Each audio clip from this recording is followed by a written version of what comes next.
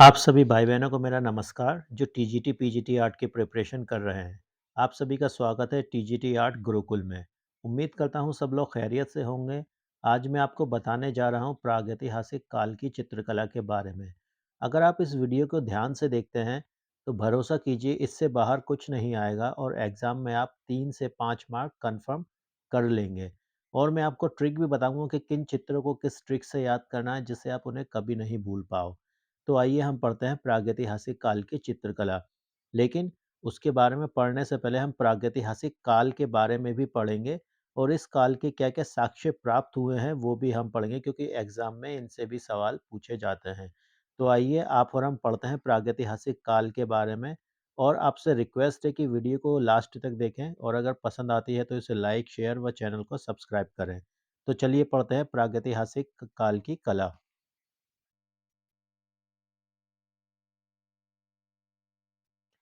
देखिए, प्रागैतिहासिक काल की चित्रकला, प्रागैतिहासिक काल की कला के बारे में पढ़ाने से पहले मैं आपको पढ़ाऊँगा कि प्रागैतिहासिक काल होता क्या है? तो देखिए, भारतीय इतिहास जो है हमारा, उसको 3 भागों में वर्गीकृत किया गया है। किसके आधार पर? लिपि के आधार पर। तो लिपि के आधार पर भारतीय इतिहास को 3 भागों में वर्गीकृत किया गया है। पहला प्रागैतिहासिक काल, दूसरा आदैतिहासिक काल, तीसरा ऐतिहासिक काल। प्रागैतिहासिक काल उस काल को बोला जाता है जहाँ लिपि का ज्ञान नहीं था, कोई स्क्रिप्ट नहीं थी, कोई राइटिंग नहीं थी, कोई लैंग्वेज नहीं थी। दूसरा बोला जाता है आदि ऐतिहासिक काल, जहाँ लिपि का ज्ञान तो था, लैंग्वेज तो थी, लिखा पढ़ा भी जाता था, लेकिन उस लैंग्वेज को पढ़ा नहीं जा सका, उस लिपि को पढ़ा नहीं जा सका। अगर आप इसका उदाहरण लें तो सिंधु घाटी की सभ्यता, जिसके वहाँ से उनके द्वारा लिखी गई बहुत चीज़ें प्राप्त हुई हैं, लेकिन उस लिपि को अभी तक पढ़ा नहीं जा सका है। तीसरा है ऐतिहासिक काल। ऐतिहासिक काल उस काल को कहते हैं जहाँ लिपि का ज्ञान था और उसे पढ़ा भी जा सका है। तो लिपि के आधार पर भारतीय इतिहास को 3 भागों में वर्गीकृत किया गया। पहला प्रागैतिहासिक काल, दूसरा आदैतिहासिक काल, तीसरा ऐतिहासिक काल। जहाँ लिपि का ज्ञान नहीं था वो प्रागैतिहासिक, जहाँ लिपि का ज्ञान था लेकिन पढ़ी नहीं जा सकी वो आदैतिहासिक काल, और जहाँ लिपि का ज्ञान था और पढ़ी भी जा सकी वो ऐतिहासिक काल। और देखिए, प्रागैतिहासिक जो शब्द है वो 2 शब्द से मिलकर बना है, प्राक, ऐतिहासिक। प्राक मतलब होता है पूर्व, ऐतिहासिक ऐतिहासिक यानी कि इतिहास से पूर्व को प्रागैतिहासिक बोला जाता है। प्रागैतिहासिक काल इतिहास से पूर्व का काल। और देखिए, प्रागैतिहासिक काल को आदि मानव काल भी बोला जाता है। ये याद रखिएगा, प्रागैतिहासिक काल को आदि मानव काल भी बोला जाता है। अब चलिए पढ़ते हैं प्रागैतिहासिक काल के बारे में। प्रागैतिहासिक काल का जो एक्चुअल समय है वो 30,000 ईसा पूर्व से वो 3000 ईसा पूर्व है। ये देखिए, 30,000 ईसा पूर्व से 3000 ईसा पूर्व तक प्रागैतिहासिक काल का समय माना जाता है। प्रागैतिहासिक काल इतिहास के उस काल को कहा जाता है जब मानव तो अस्तित्व में था, लेकिन उसका कोई लिखित वर्णन प्राप्त नहीं होता, अर्थात उसको लिपि का ज्ञान नहीं था। देखिए, वही बात आ गई, उसको कोई लिपि का ज्ञान नहीं था।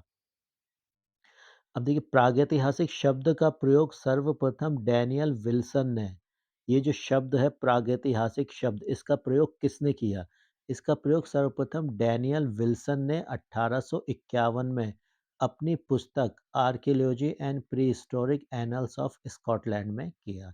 तो देखिए, क्वेश्चन यहाँ से भी पूछे जाते हैं कि प्रागैतिहासिक शब्द का प्रयोग सर्वप्रथम किसने किया? डैनियल विल्सन ने किया। कहाँ किया? Archaeology and prehistoric annuls of Scotland में किया। या ये भी पूछा जा सकता है कि archaeology and prehistoric annuls of Scotland किसकी पुस्तक है? डैनियल विल्सन की। तो इस लाइन से देखिए 3 क्वेश्चन बनते हैं, ये आपको सब क्वेश्चन आपको याद रखने हैं। आप अगर अच्छे से पढ़ोगे तो इन इससे बाहर कुछ भी नहीं आएगा, आप यकीन कीजिए। प्रागैतिहासिक काल की चित्रकला को, अब देखिए, ये जो पूरा प्रागैतिहासिक काल था, इसको चित्रकला की अध्ययन की सुविधा हेतु 3 भागों में बाँट दिया गया।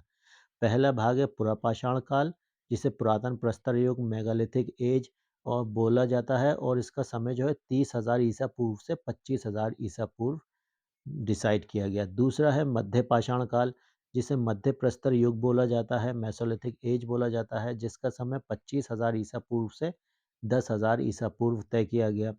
तीसरा है उत्तर पाषाण काल, जिसे नव पाषाण काल बोला जाता है, नव प्रस्तर युग बोला जाता है, नियोलिथिक एज बोला जाता है जिसका समय है 10,000 ईसा पूर्व से लेके 3,000 ईसा पूर्व।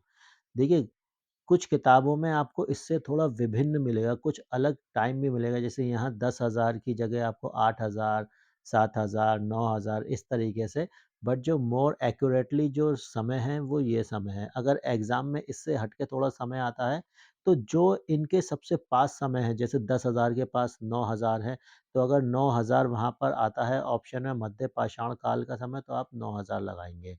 देखिए, अभी रिसेंटली 2021 में इसमें एक क्वेश्चन पूछा गया है कि मध्य पाषाण काल का भारत में मध्य पाषाण काल का समय कब तक माना जाता है? तो उसके अंदर ऑप्शन थे 2000, 4000, 6000 और 1000। तो जो 10,000 के सबसे निकट था वो 6000 था, तो 6000 उसका जो आंसर है वो सही हुआ। तो आपको इस तरीके से ये चीज़ याद रखनी है। प्रागैतिहासिक काल को 3 भागों में बाँट दिया गया, पुरापाषाण, मध्य पाषाण काल, उत्तर पाषाण काल, और ये किसने बाँटा? ये जो डैनिश विद्वान थे क्रिस्टियन जे थॉमसन ने पूरे पाषाण काल को 3 भागों में बाँट दिया, पुरापाषाण काल, मध्य पाषाण काल, नवपाषाण काल। अब देखिए, हम पढ़ते हैं पुरापाषाण काल के बारे में। पुरापाषाण काल का मानव क्वार्टिज़ाइट मानव के नाम से जाना जाता था। क्वार्टिज़ाइट मानव यानी कि पुरापाषाण काल में जो मानव थे वो क्वार्टिज़ाइट मानव के नाम से जाना जाता है। क्यों जाना जाता है? तो ये समझिए, क्वार्टिज़ाइट होता क्या है? जो प्राचीन पत्थरों के अवशेष हैं, जो पुराने-पुराने पत्थर हैं, उनके जो अवशेष प्राप्त हुए हैं, उसको क्वार्टिज़ाइट बोला जाता है। और उस समय का जो मानव था, उस पत्थरों के समय का जो मानव था, वो क्वार्टिज़ाइट मानव कहलाया। तो पुरापाषाण काल का मानव क्वार्टिज़ाइट मानव के नाम से जाना जाता है और प्राचीन पत्थरों के अवशेष को क्वार्टिज़ाइट कहा जाता है। अब देखिए, पुरापाषाण काल के मानव का रहन-सहन कैसा था? कहाँ रहता था? क्या करता था? तो देखिए, इस युग में आदि मानव प्रकृति निर्मित गुफ़ाओं में रहता था। कहाँ रहता था? जो प्राकृतिक गुफ़ाएँ बनी होती थीं, उसके अंदर रहता था, और बड़े-बड़े पेड़ों के जो खोखले होते थे, उनके अंदर रहा करता था। तो पुरापाषाण काल में आदि मानव जो था, प्रकृति निर्मित गुफ़ाओं और पेड़ों के खोखलों में रहता था। इस काल का मानव शिकार पर निर्भर था, यानी कि इस काल का जो मानव था टोटली शिकारी था, जानवरों का शिकार करके उनके मांस को खाता था। इस काल का मानव बर्बर तथा हिंसक था। इस काल का जो मानव था, पुरापाषाण काल का मानव बर्बर तथा हिंसक था। ये क्वेश्चन ये पूछे भी गए हैं कि पुरापाषाण काल का मानव कैसा था? शिकारी था, शिकार पर निर्भर था, कैसा था? बर्बर था तथा हिंसक था, लड़ाई झगड़ालू था। अब देखिए, हथियार कौन-कौन से हथियार वो यूज़ किया करते थे? पत्थर, लकड़ी, हड्डी और लकड़ी के मोटे व भद्दे हथियार। कैसे हथियार होते थे? मोटे व भद्दे। ये क्वेश्चन पूछा गया है कि पुरापाषाण काल के मानवों के औज़ार किस तरह के होते थे? पतले, सुडौल, इस तरीके से 3-4 ऑप्शन दिए होंगे, वहाँ एक मोटे व भद्दे भी दिया होगा। तो पुरापाषाण काल के मानव पत्थर, हड्डी तथा लकड़ी के बने मोटे तथा भद्दे हथियारों को औज़ार औज़ार बनाता था, इन चीज़ों के, पत्थरों के, हड्डी के, लकड़ी के। और हथियारों में वो क्या-क्या बनाता था? देखिए, हैंड एक्स बनाता था, क्लीवर बनाता था, स्क्रैपर बनाता था। ये उसके हथियार हैं जो वो बनाता था उस टाइम पे, पुरापाषाण काल का मानव। और देखिए, नोट करने वाली बात ये है कि मनुष्य द्वारा बनाया गया प्रथम हथियार, जो मनुष्य ने प्रथम हथियार बनाया, वो हथियार है कुल्हाड़ी। तो मनुष्य द्वारा बनाया गया प्रथम हथियार कुल्हाड़ी है। तो ये क्वेश्चन आ सकता है, याद रखिएगा कि मनुष्य द्वारा बनाया गया प्रथम हथियार कौन-सा है? मनुष्य द्वारा बनाया गया प्रथम हथियार कुल्हाड़ी है। देखिए, पुरापाषाण काल का मानव क्वार्टिज़ाइट मानव कहलाता था। प्राचीन पत्थरों के अवशेषों को क्वार्टिज़ाइट कहा जाता है। इस युग का मानव प्रकृति में गुफाओं में, पेड़ों के खोखलों में रहता था, शिकारी था, बर्बर हिंसक था, मोटे व भद्दे औज़ारों का प्रयोग करता था, hand axe, cleaver, scraper use किया जाता था। मनुष्य द्वारा बनाया गया प्रथम हथियार कुल्हाड़ी है। तो ये चीज़ें आप याद रखिएगा। चलिए आगे चलते हैं। ये देखिए, ये मानव है, ये इस तरीके से ये हथियार हैं इसके, लकड़ी के, पत्थरों के, इस तरह के हथियारों से ये चीज़ों को तोड़ा करता था, अपने इस्तेमाल में लिया करता था। अब देखिए, भूगर्भ शास्त्रियों के अनुसार दक्षिण भारत का जो क्षेत्र है, दक्षिण भारत यानी कि साउथ इंडिया, उसका जो क्षेत्र है वो सबसे प्राचीन क्षेत्र माना जाता है, जहाँ अनेक पुरापाषाण स्थलों की खोज हुई है। अर्थात प्रागैतिहासिक काल के ज़्यादातर साक्ष्य, प्राचीनतम साक्ष्य कहाँ मिले हैं? दक्षिण भारत से मिले हैं। तो ये क्वेश्चन पूछा जाता है कि प्रागैतिहासिक काल के सर्वाधिक साक्ष्य प्राचीनतम साक्ष्य कहाँ से प्राप्त होते हैं? दक्षिण भारत से प्राप्त होते हैं। अब देखिए भारत में प्रस्तर युग की ये बहुत इम्पोर्टेंट है। भारत में प्रस्तर युग के औज़ार की खोज सर्वप्रथम रॉबर्ट ब्रसफुट ने 1863 ईस्वी में मद्रास के समीप पल्लावरम नामक स्थान में की थी। भारत में प्रस्तर युग के औज़ार की खोज रॉबर्ट ब्रसफुट ने 1863 ईस्वी में मद्रास के समीप पल्लावरम नामक स्थान में की थी। तो क्वेश्चन बनता है भारत में प्रस्तर युग के औज़ार की खोज किसने की थी? रॉबर्ट ब्रसफुट ने की थी। कब की थी? 1863 ईस्वी में की थी। कहाँ की थी? मद्रास के समीप पल्लावरम नामक स्थान में की थी। तो सर्वप्रथम भारत में सर्वप्रथम औज़ार कहाँ खोजे गए? मद्रास के समीप पल्लावरम में खोजे गए। किसने खोजे? रॉबर्ट ब्रसफुट ने। कब खोजे? 1863 ईस्वी में। उसके बाद देखिए दोबारा पत्थर के हथियार कहाँ मिले? मद्रास के शहर अतिपक्कम में मिले। कब मिले? 1864 ईस्वी में मिले। किसने खोजे? विलियम किंग ने। पहले खोजे थे रॉबर्ट ब्रेसफुट ने, बाद में विलियम किंग ने। पहले 1863 में, बाद में 1864 में। पहले मद्रास के समीप पल्लावरम में, उसके बाद मद्रास के शहर अतिपक्कम में। तो ये चीज़ आपको याद रखना है। अब मद्रास के अलावा कहाँ-कहाँ और साक्ष्य मिले? उड़ीसा में भी मिले, मैसूर में भी मिले। तो मद्रास के अलावा इन शहरों में भी साक्ष्य प्राप्त हुए हैं। किन-किन नदी घाटियों पर साक्ष्य प्राप्त हुए? प्रस्तर युग के अन्य स्थान सोआ नदी घाटी, नर्मदा नदी घाटी, साबरमती नदी घाटियों से ये जो सारे साक्ष्य प्राप्त हुए हैं, वो इन नदी घाटियों से प्राप्त हुए हैं।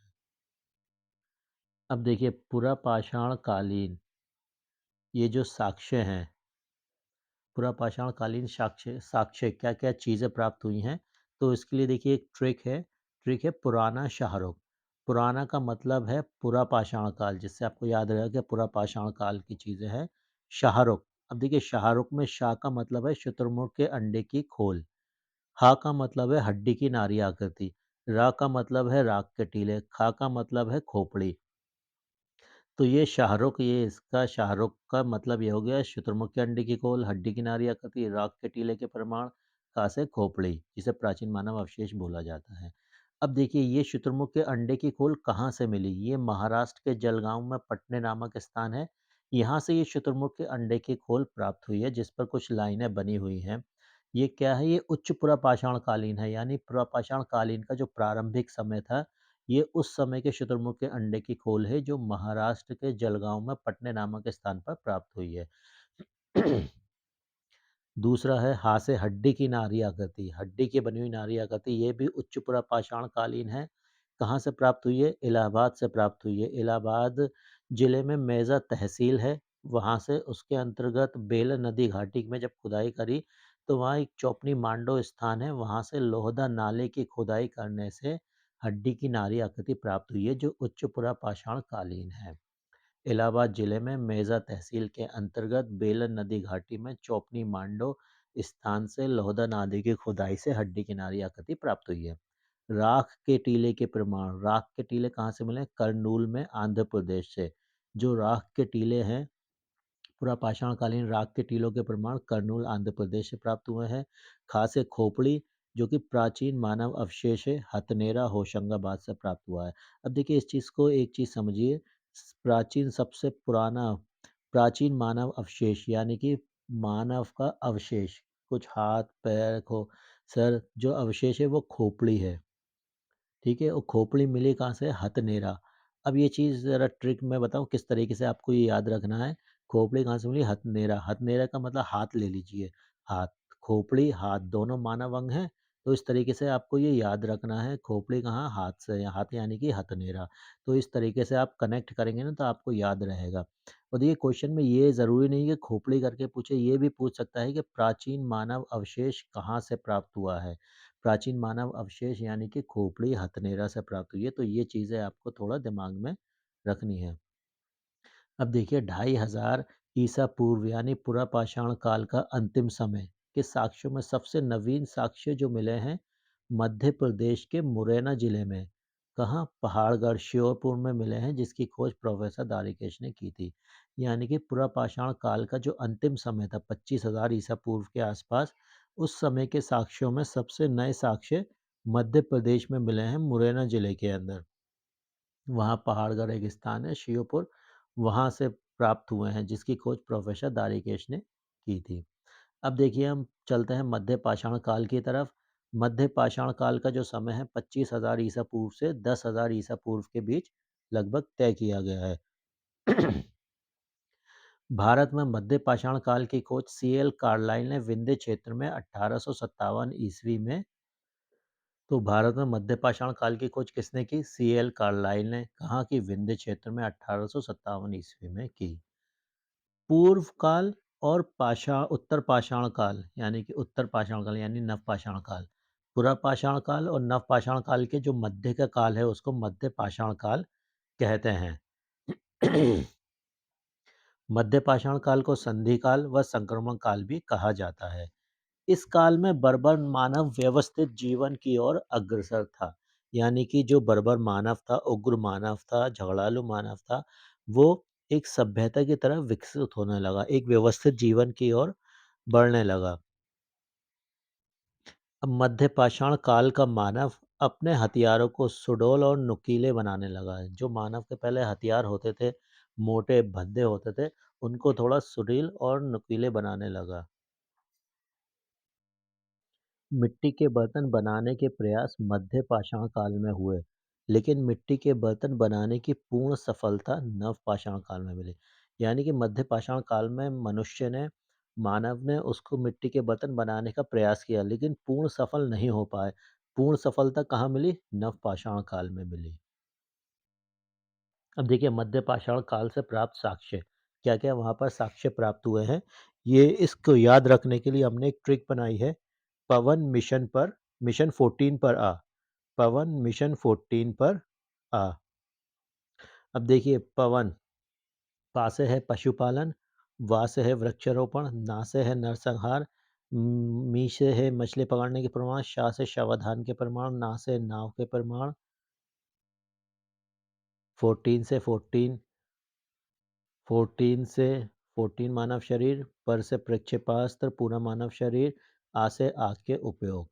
तो ये पूरे ट्रिक है जो साक्ष्य प्राप्त हुए हैं मध्य पाषाण काल के।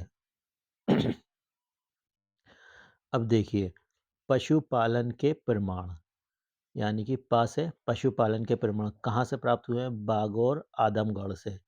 तो देखिए याद कैसे रखेंगे, थोड़ा मैं याद करने की ट्रिक भी बता रहा हूँ कि शायद आपको याद रहे इस तरीके से।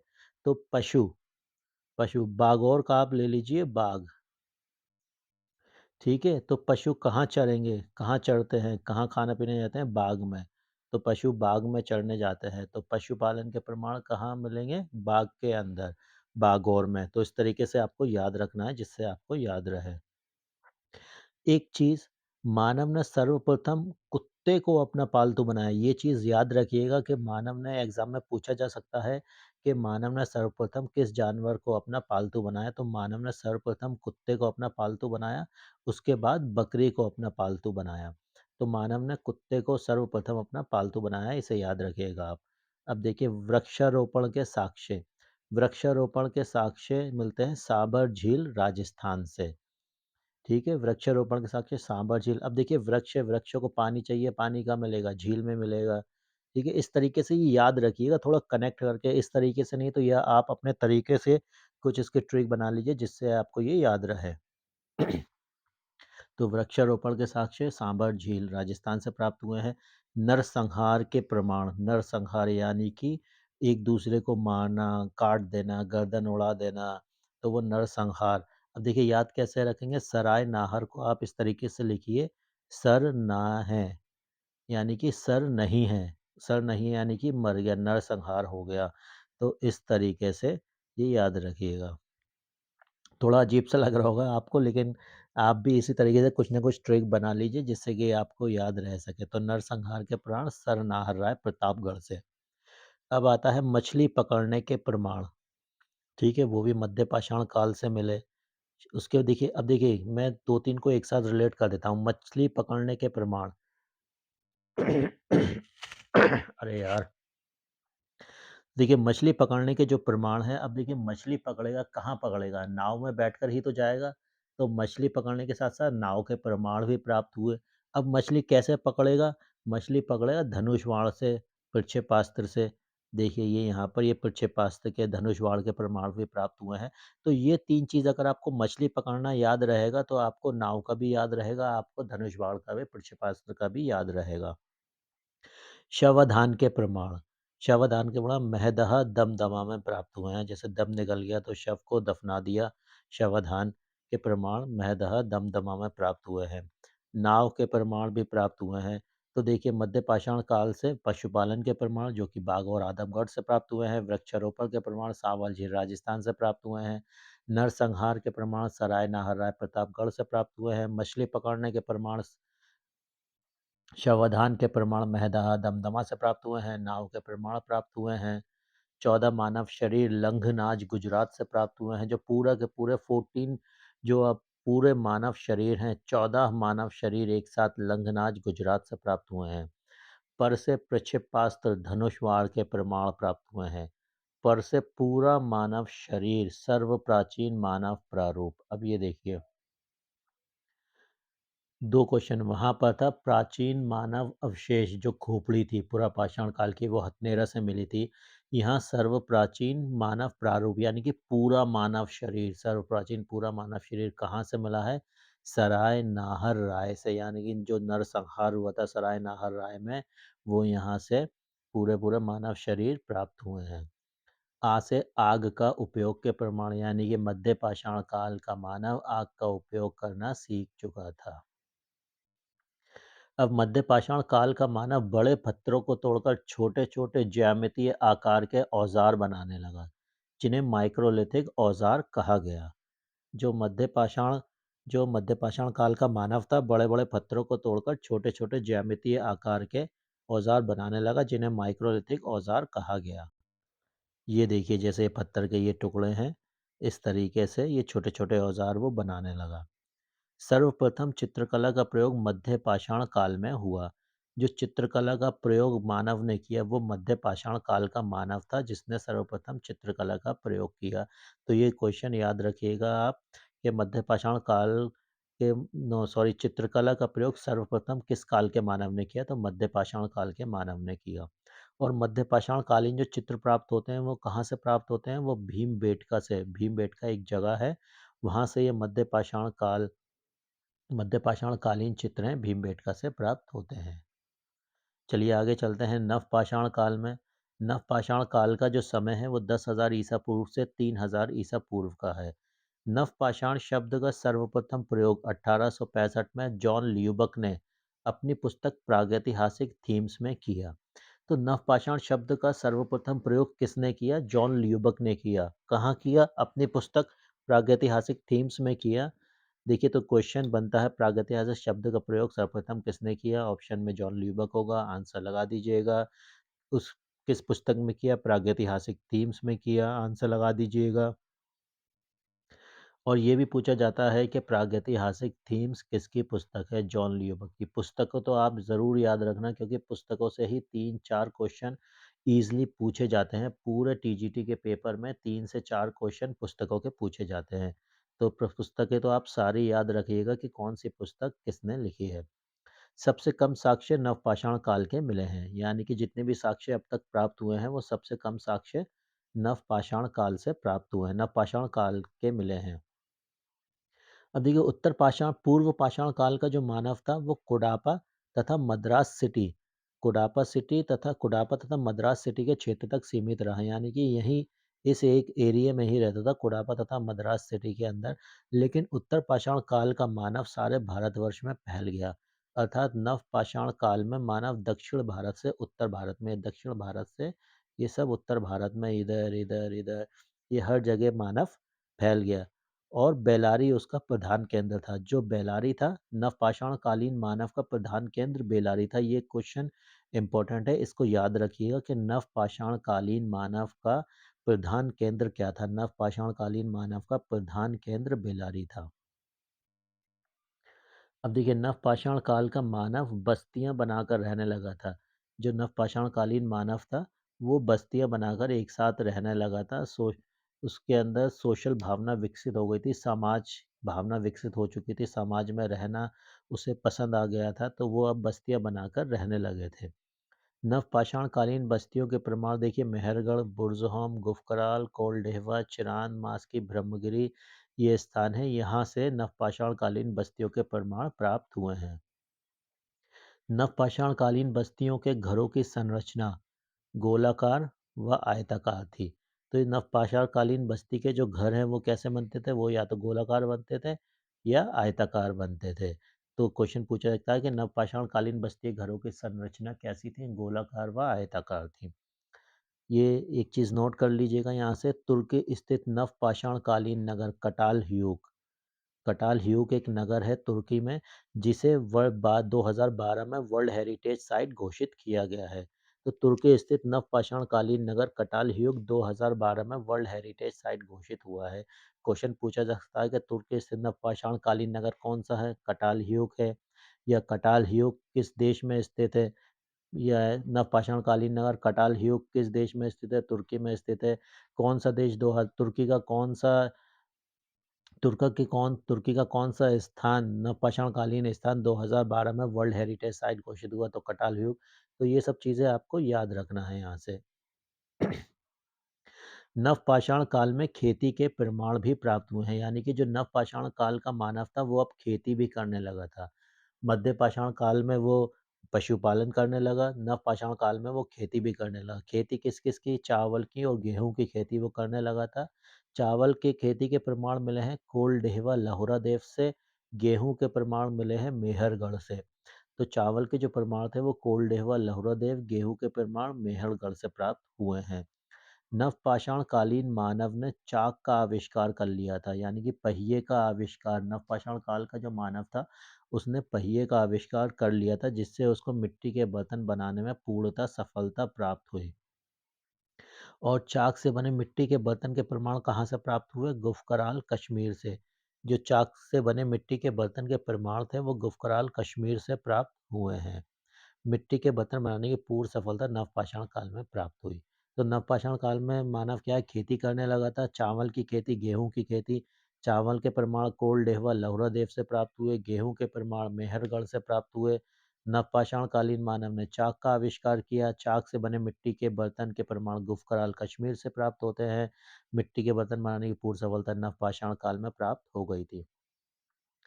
पहिए की खोज पहिए की खोज कर चुका था। वस्त्र का निर्माण करना भी सीख चुका था। वस्त्र का निर्माण करना भी नवपाषाण काल का मानव जान गया था। नवपाषाणकालीन मानव मांस को पकाकर खाने लगा था जिसका तात्पर्य है कि वह आग का प्रयोग सीख चुका था। वो आग का प्रयोग जानता था इसलिए मांस को पकाकर भी खाने लगा था।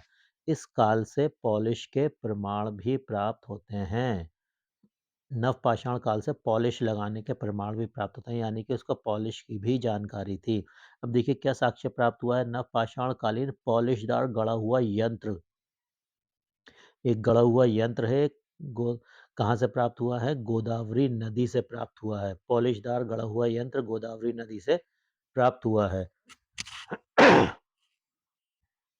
नवपाषाणकालीन पॉलिशदार गढ़ा हुआ गोल यंत्र नर्मदा नदी से प्राप्त हुआ। देखिए ये दो अलग अलग चीजें हैं। एक तो पॉलिशदार गढ़ा हुआ यंत्र जो गोदावरी नदी से प्राप्त हुआ है। दूसरा पॉलिशदार गढ़ा हुआ गोल यंत्र जो नर्मदा नदी से प्राप्त हुआ है। तो गोल यंत्र नर्मदा नदी से, गढ़ा हुआ यंत्र गोदावरी नदी से। तो ये चीजें आपको याद रखनी है। गर्त आवास अंडरग्राउंड होम, जो अंडरग्राउंड होम होते हैं उसके साक्ष्य कहाँ से मिले? बुर्ज होम कश्मीर से। देखिए इसको कैसे याद रखेंगे हम कि अंडरग्राउंड होम गर्त आवास कहाँ से प्राप्त हुआ? अब देखिए कश्मीर से। कश्मीर में क्या होता है? बहुत ज़्यादा ठंड पड़ती है तो लोग बेसमेंट में चले जाते हैं। ये मैं आपको याद करने का तरीका बता रहा हूँ। तो क्या हुआ? वो लोग बेसमेंट में चले गए तो उन्होंने अपना अंडरग्राउंड हाउस बना लिया जिससे उनको सर्दी कम लगे। तो इस तरीके से याद रखना कि गर्त आवास अंडरग्राउंड होम के साक्ष्य बुर्ज होम कश्मीर से प्राप्त हुए हैं। अब देखिए मालिक के साथ कुत्तों को दफनाने के प्रमाण बुर्ज होम से ही प्राप्त हुए हैं, यानी कि बुर्ज होम कश्मीर से प्राप्त हुए हैं। मालिक के साथ कुत्तों को दफनाया गया है, यानी कि जो अंडरग्राउंड होम गर्त आवास में मालिक रह रहे हैं उनके साथ उनके जानवर भी वहीं पर रहने लगे हो, तो उनके साथ वहाँ उनकी डेथ हो गई तो उसके साथ उन्हें कुत्तों को दफनाने के प्रमाण भी बुर्ज होम से प्राप्त हुए हैं। मतलब ये मैं बता रहा हूँ किस तरीके से आपको याद रखिएगा कि गर्त आवास में रहते थे उनके जानवर भी उनके साथ रहते थे, तो उनकी डेथ हो गई वहीं पर, तो वहीं से उन दोनों के प्रमाण बुर्ज़होम से प्राप्त हुए हैं। हड्डी से बने औज़ारों के ढेर हड्डी से बने औज़ारों के ढेर चिरांद, बिहार से प्राप्त हुए हैं। यानी कि हड्डी से बने औज़ारों के ढेर चिरांद, बिहार से प्राप्त हुए हैं। चित्रकला का विकास नवपाषाण काल में हुआ। चित्रकला का जो विकास है वो नवपाषाण काल में हुआ, यानी कि प्रारंभ तो उसका मध्यपाषाण काल से हो चुका था चित्रकला का, लेकिन जो उसका विकास हुआ वो नवपाषाण काल में हुआ। इस समय के प्राप्त यानी कि नवपाषाण कालीन चित्र के उदाहरण कहाँ से मिलते हैं? मिर्ज़ापुर, बेल्लारी, वायनाड, एडगल, सिंघनपुर आदि स्थानों से इसके प्रमाण प्राप्त होते हैं, जिनकी चित्रकला प्राप्त होती है। अब ये देखिए, ये नवपाषाण कालीन हथियार हैं, कितने नुकीले, कितने पैने, इस तरीके से ये हथियार बनाने लगे थे, बहुत ही ज़्यादा नुकीले, ठीक है?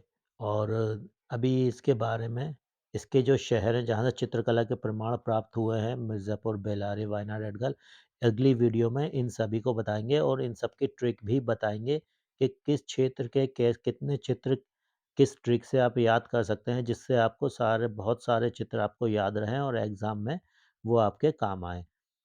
तो अगर आपको ये वीडियो पसंद आई है तो इसको लाइक करें, शेयर करें, सब्सक्राइब करें और देखिए, आप अगर इसको लाइक, शेयर, सब्सक्राइब करेंगे तभी हमें मोटिवेट होते हैं, जिससे कि और अगली वीडियो बना सकें। तो आपसे रिक्वेस्ट है, इस वीडियो को लाइक, शेयर एंड सब्सक्राइब कीजिए। थैंक यू, मिलते हैं अगली वीडियो में।